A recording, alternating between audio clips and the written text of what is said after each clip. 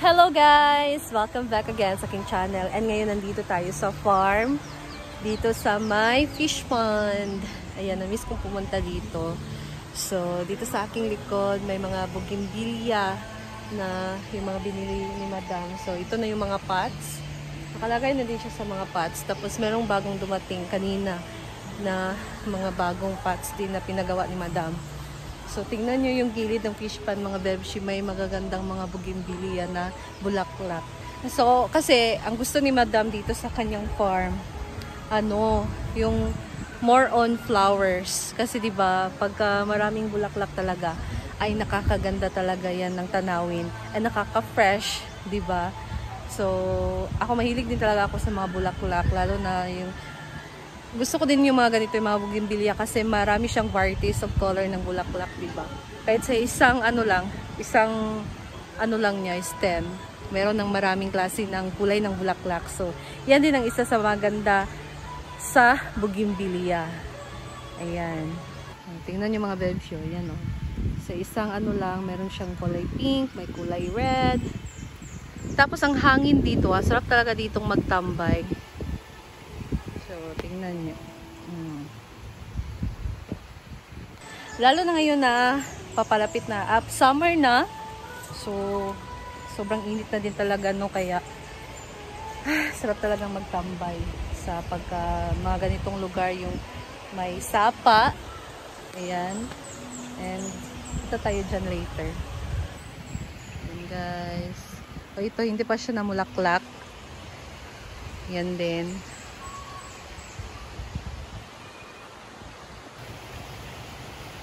Tingnan nyo guys, oh. Ang linis na din dito, in fairness. Pero malinis naman talaga dito always. So, ngayon ay Sunday. So, this coming Sunday. Ngayon ay Wednesday. This coming Sunday is Hallelujah. So, dito, naka-ready na yung mga lamesa, mga upuan. Kasi merong gaganapin si Madam dito. This coming Sunday ng banda. So, merong banda ngayong Sunday for the celebration of Hallelujah.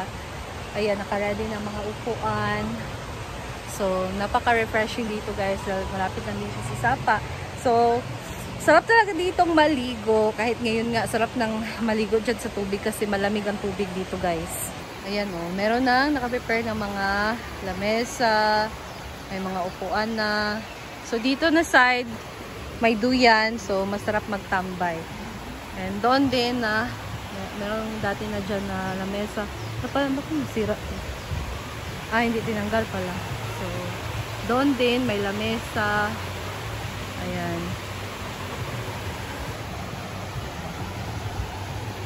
Yan guys, oh, diba? Ay nako, sarap talagang maligo ngayon. Sarap din kasi magpailog, diba? So, kung ayaw nyo ng dagat, kasi dagat, mainit. Tapos, yung dagat din, pagka ganitong mainit, ay mainit din yung dagat. So, kung gusto nyo na kahit mainit, tapos malamig yung tubig, dito kayo maligo sa Sapa. Mas malamig siya. Malamig kasi yung tubig dito sa Sapa, guys. Kaya masarap talaga ditong maligo. Ayan. So, later, i-update ko kayo sa mga ano bang ganap. Kasi meron pang music doon sa harap eh. Hindi pa ako makapag-vlog doon. Nandun yung mga bagong pots na binili ni Madam. So, later ko pa yan i-vlog kasi merong music so maka-copyright. And stay tuned guys! Meron talaga music guys. So, dito tayo sa harap. So, dito nag-arrange sila Madam. Dito sa entrance ng para pagpasok maganda yung salubong doon. Yung mga tanim-tanim mo magagandang. Ayan. Ang ganda ng mga ganyang halaman. Ang ganda ng halaman. Malalaki. Ito talaga maganda sa entrance no. Nakakalamig siya sa mata. Tapos dito guys, mahangin. Malamig dito na side. Tingnan niyo. Moy, ang pagkitaon gali. Wala diya, itago-tago ni mo. So, mayroon tayong mga bisita na dumating. Ang ganda, oh. Ginamit na ni Madam yung mga bagong pots. Di ba guys? Tingnan nyo, ang ganda. So, yan yung mga bagong in-order ni Madam na mga pots. So, pinagawa pa niya yan guys. Kasi nung dumating yung in-order niya na ganyan, nag-order siya ulit. So, mga ganyang design naman. Kasi yung una niyang in-order ay masyado yung malalim, di ba? So, iba to. Maganda siya sa mga ganitong halaman. Para kitang hindi masyadong malalim, di ba? Ayan. Dito naman guys, merong niluto na puso ng saging si Jayford. Pinalambot niya muna yan. So, hindi niya alam kung anong recipe ang gagawin dyan. Ito naman ay gagawin niyang crispy, tawag dyan? Crispy banana blossom. Yes. Bayot. Banana blossom na? I-try na. Oo, sige. Banana flower. Oh, banana flower. Yan. Wala sila. Wala. Ayan guys, Kung naglo-launch na sila. may ibang jowa na si Kano, dapat magmasaya kasi ito yung jowa niya, kamukha ko rin. Ang ulam nila ay tahong, Charot lang. tuyo. Advantage lang kaya na siya. Ano Ayan. talaga? Hi. So ako naman dito, nagprito ng aking ginawa na Maganda lang lahat. puso ng saging na patty. So, ayan. Nagprito pa ako. Kasi titikman pa kasi namin to yung tinimpla ko na puso ng saging.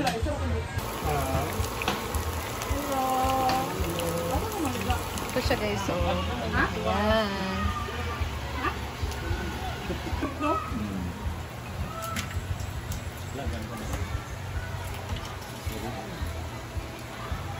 One thing I've learned pagdating sa social media or sa being a celebrity or public figure, you need to respect their opinion, whatever it is. Positive, negative, comment, and everything. Pero ako lang yung naon, wala man sila. Hindi nila kita kilala, hindi nila alam what's behind the camera. So, kagaya na sa PBB, sabi ni May, di ba? Sino big four mo? Papasukin niyo muna ako sa loob, di ba? Kasi kayo lang nakakaalam kung sino daw ng ano yun. Iba yung nakikita niyo sa harap ng camera.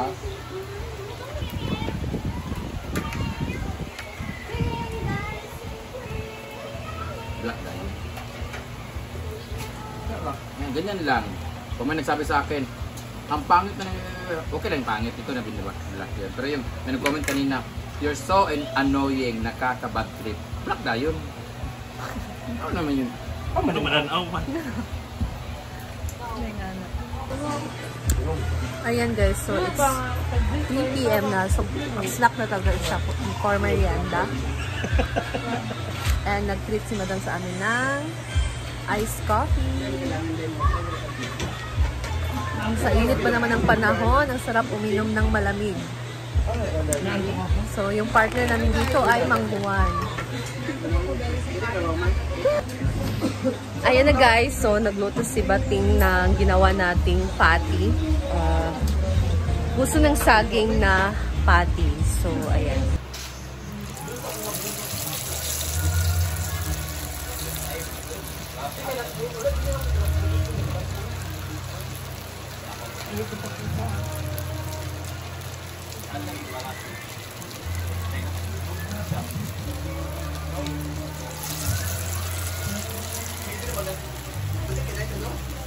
Ating mga damdamin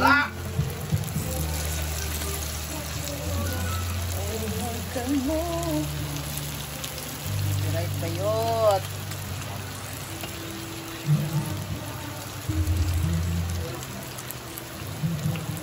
Kapit ganin mo, pero ba?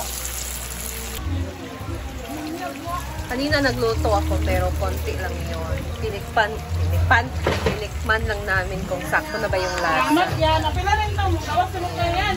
Parin itong karpa, napila rin ito yan. Ayan na guys, naluto na ang first batch. Titikman natin guys. Masyado pa siya mainit kasi bago pa lang siya nahango. Dapat na ba?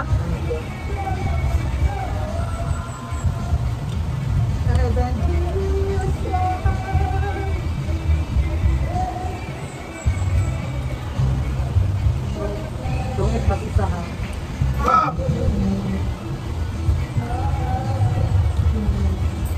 Sige, pakauna! Masarap. Sige, pakauna! Pakauna!